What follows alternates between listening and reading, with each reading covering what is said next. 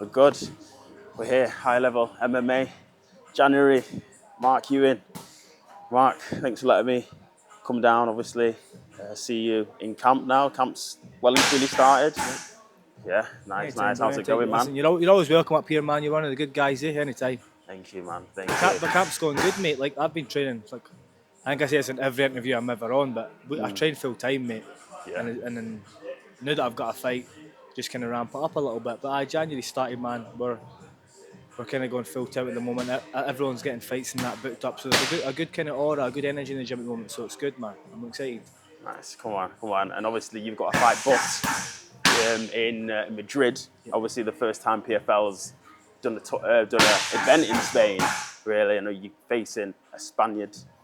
I don't know if it's in his hometown, but he's in Spain, sort of thing. How are you feeling on the fight? How's it looking? I'm excited, man, to go to Madrid, to go to Spain and compete. Like, this is one of my biggest aims and dreams, is to travel the world and compete all over the world, see all these different places. I've been to like Paris and fought. I've been to Johannesburg. Yeah. I've been to Belfast, Dublin, and now to go to Madrid and fight in someone's hometown. It's not something I'm not used to. Do you know what I mean? I've been to Paris and fought Russian guys there, Russian French guys. I've been to Johannesburg and fought like natives from there. I've been all over the place and fought guys from their own hometown. And I think I relish under that type of pressure, and I think I relish in that type of environment. So I'm looking forward to going to Spain, going to Madrid, and beating Gino in his hometown or wherever it is. But just the opportunity to go to Spain, compete in front of the Spanish fans who are very passionate and great fans, and a beautiful country.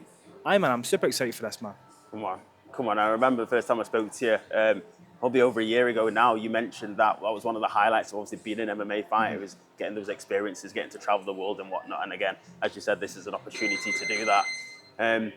Any pressure do you think it is for you? Or do you think it's more so against Gino? Because, again, his brother's headlining as well, as you said. Or you just go in there free? I think it depends how you see it. People could say to him that he's got a lot of pressure being in his hometown. He has to represent, he has to win. Also, there's me going to the Lions Den, his hometown, a lot of pressure, a lot of away fans and people booing me and stuff. I think it depends how you see it, mate. For me personally, I look at it as an opportunity to go in and silence them and gain some new fans in Spain and Madrid. So I'm looking forward to that. I'm really excited, and I don't think it's too much pressure. Like, I put enough pressure on myself anyway. Do you know what I mean? Coming in here day in, day out and pushing myself every single day to be the best I possibly can. I put enough pressure on myself. So fighting on an away show in front of away fans, that's honestly nothing to me. I don't think about it that much. Come on. And obviously you've probably seen Gino fight before. You've probably watched some tape on it. How do you think the fight plays out, and where do you think the fight is won? Who knows, mate? It's going to be an exciting fight. I think Gino's obviously... I've seen his fight with Decky in Belfast. I've seen his fight with Connor in Nantes. I was at both of them. So I've seen his fights, I've seen him fight. He's well-rounded, he's been everywhere. His fight with Decky was up and down. There were grappling exchanges, there was some striking. His fight with Connor, as long as it lasted, was some striking exchanges. So I've seen a good bit of him, I've watched some of him. But honestly, I'm just focused on myself, mate. I'm getting back to that and just focus on who I am and what I do well and how good I really am. Like, I know what I'm capable of. I know my potential, and I'm just really focused on just capitalising that, going in there on the night and just turning on, mate, and just showing everybody that, like, I'm still here. You know what I mean? And I could be great. Come on. So is this what your camp is based around then? Just doing what you do well and levelling up in that circumstance? Yeah, I would say so, mate. We're going back to that. This is what we've done in my full amateur career and obviously starting my pro career. We just focused on me. I mean, never really watched much tape on guys. We just knew a style, knew a stance, knew what they kind of favoured. And we focused on Mark Ewen and his skill set and what we can utilise and what we can improve on. And it worked really well. And I don't know why... We don't really need to change that. It says, of course, we need to prepare for certain styles, certain guys, and we've always done that, but we never really focus on them too much. And you don't need to, I don't think, unless somebody comes with such a freakish and weird skill set. But Gino doesn't have that. He's well-rounded, does a bit of everything, okay, he's a bit of a striker, Dutch kickboxer, obviously is going to be tough. But I think I've seen that before, do you know what I mean? And if not, I'm sure I can adapt. Anyway, I can go in there and get a W. I'm gonna get it done. I'm gonna go in there and put on a great performance. I truly believe in myself. I know how good I am. I know what I can do in the night. I know what I can do to good guys. Like, I can make good guys look average. Do you know what I mean? When I go in there and turn it on the night, so that's the plan. Go in there, focus on myself, get my stuff going, get my flow going, and I think that'll be it. Come on. And I just want to talk about mindset as well. Obviously, you're coming off a win. It was an impressive Darce choke win there in the PFL towards the end of last year in September, I think it was now. Does that make all the difference now that you're coming off a win? Your mindset is you're just winning from here, sort of thing. How was that playing out for you? I'm definitely just winning from here, but that's not my mindset. I'm not thinking, oh, I came off a win, I'm just going to win. Like I look at that last fight as if, not as if it was a loss, but I learn the same way as if I'd lost. Do you know what I mean? Yeah. I adapt the same way as if it was a loss. Like I look back at it, dissect it, see where I went wrong, see what I done good, and just kind of analyse it. I think that's the epitome of true professional is even when you do have successes, is actually looking at success and seeing how it came about and seeing how you can capitalise and do it again and again and again and again. You can't just win and think, oh, that's me, I'm set, I'm the man. Do you know what I mean? I just need to turn up and do what I do, but that's not the case. You need to constantly be improving, constantly getting better. Yeah. But obviously it was good to go to Nantes and get that W back and beat Sebastian DeFranco. But I'm still looking at this fight as if I've got a chip on my shoulder, mate. Like I'm still got something to prove. Do you know what I mean? I don't think I've really proved myself in PFL yet, if I'm honest with you. I have 2 submission victories, but also 2 losses. So I'm going in here to really prove something. Not anybody else, just myself. I know how good I am and I know my potential, so I'm going to go in here and just kind of show that. And I think everybody will be saying my name afterwards. Come on, I like that. And just talk us through training today and just the training that obviously James implements here at a high level and how you think that levels your game up. The training up at high level is just second to none, mate. I've been all over the world. I've trained literally all over the place, mate, and I think it's just different up here. From the people on the mat, like world champions and that now, do you know what I mean? Sean just won the Cage Warriors world title, to the coaching with James, and we've got like Kieran Reid in here, Kieran Smith, a lot of professionals, a lot of good coaches in here, and the classes and that are all kind of geared towards progress and getting better. They're so like structured and detailed that we're constantly improving, we're constantly getting better. I guess we don't just turn up with a group of guys and but like, let's hit pads a day, do you know what I mean? Or let's just do 5 fights and we'll grapple hard. It's not like that, mate. It's very systematic, mate, ecological, and we're just constantly getting better in positions that we're maybe not the strongest in, or getting better in positions that we are strong in. We're just constantly improving and making progress. Like the system we have in place here, due to the coaching from James, is just second to none. Like it's very, very systematical, very professional approach, man. There's nothing like it. And I've been around the place and I've seen different coaches and I've been under them and I've seen stuff and I've seen other fighters, and it's just different up here. That's nice. And then let's just talk about Mark outside of the ring, outside of the cage. So you see you enjoying yourself at Christmas time. You went across to New York as well. Yeah, how was that for you? That was a dream come true, mate. It's been a dream of mine since I was a kid to kind of go to New York. I think everybody's dream is to go to New York, especially at Christmas time. But it was my partner's 30th, so I took her to New York for her birthday, and it was a special time. You know what? I'm still not over New York, mate. I'll tell you that, mate. I get the blues, man. The food over there, the views.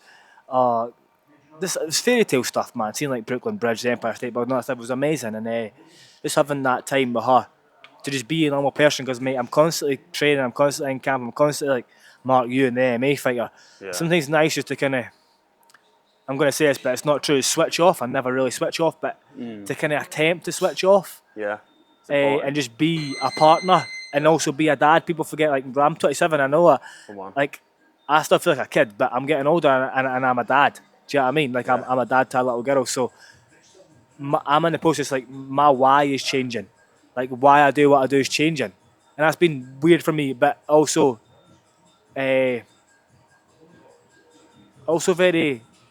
relieving in a sense. Like when I first started the MMA, bro, it was just because I found something that I loved. I wanted to do it to the streets, and I wanted to do well for myself and look after my family. Do well for my family still in there. Do you know what I mean? But I'm now out of the environment I was once in. I'm now a better person. I'm a good person.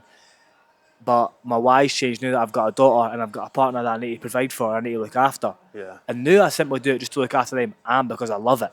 And that's a dangerous, dangerous person who only does MMA because they love it. Like, I don't need to do this anymore. Do you know what I mean? I say that fucking loaded. I couldn't walk away with millions now. Do you know what I mean? But from where I came from, I've came a long, long way, man. But to do this now, only because I have a love and passion for the sport, that's a dangerous person, mate.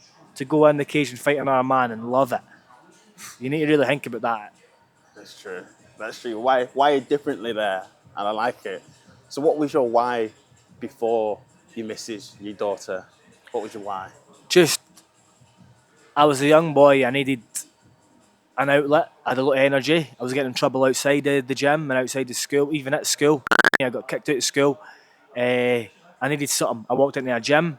It changed my life. I found authority. I found discipline. I found all these values that then have helped me grow and become the person I am today. So I'm very, very grateful for it.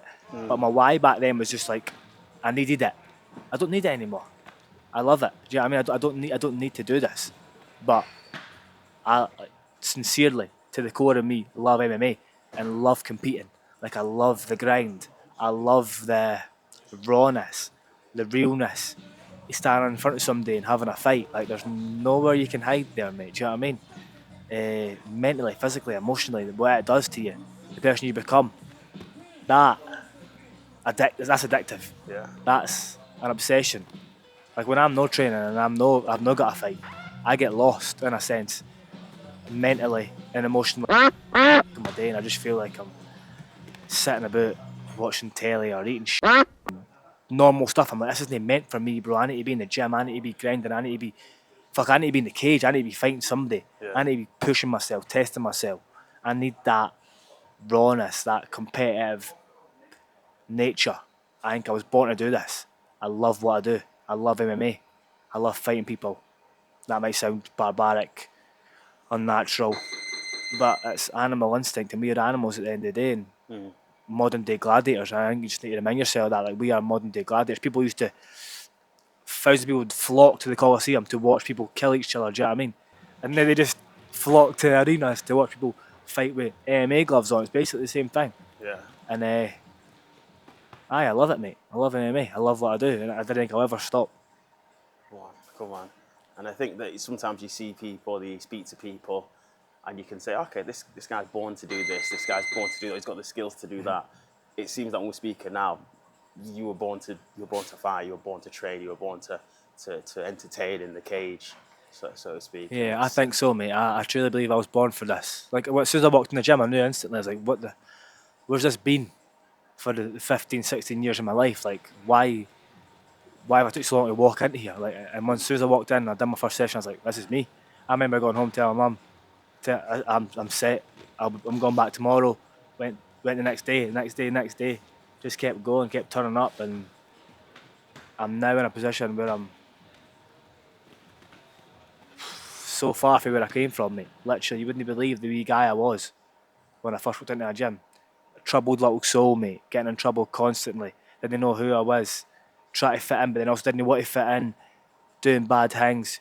Treating people like that. Just a wee bad, wee Ned, wee mad guy, mate. Now I'm respectable, civilised adult, but there's still always that driving me to do MMA and fight people and progress, and there is that killer instinct inside of me that I don't think I'll ever lose, and it's just part of who I am. I'm ambitious. I've got ambition tattooed across my abs. You know what I mean? Like, it's on me for life. I'll always be ambitious. I'll always want to progress and always want to develop myself and grow. And MMA is just something I passionately love, and that's my outlet. It's my thing.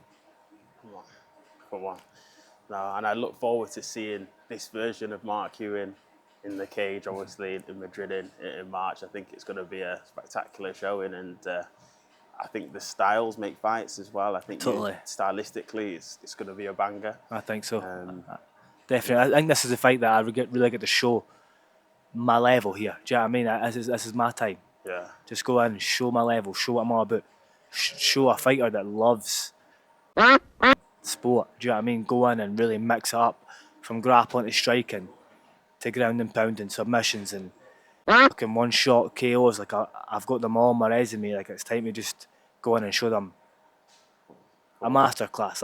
My main goal is to go in there and put on like a beautiful performance, proper mixed martial arts, true expression of myself and of my craft and the years that I've put in to get here. Cool one. No, I love to see it. Love to see it. So you still got obviously a few weeks now to get rid of the weight that you put on in New York. You look in good shape there, obviously, Yeah, tonight. mate, But yeah, any messages? Any messages for your opponent? Any messages for your fans? Floor is yours. my fans, just people that have supported me, and my sponsors, my sponsors are my fans, and my family, people that have supported me since day one. They know how far I've came from where I started, but they also know how far I can go. They know my potential. They help me see it. They help push me and support me, and I couldn't do it without them. So thank you to all of them. It really means the world. But we're just getting started, man. We're just getting started. Brilliant. Here we are. Mark Ewen, March, Madrid, PFL, Gino Van Steenis. Let's go, brother. Let's go. Nice one. My man.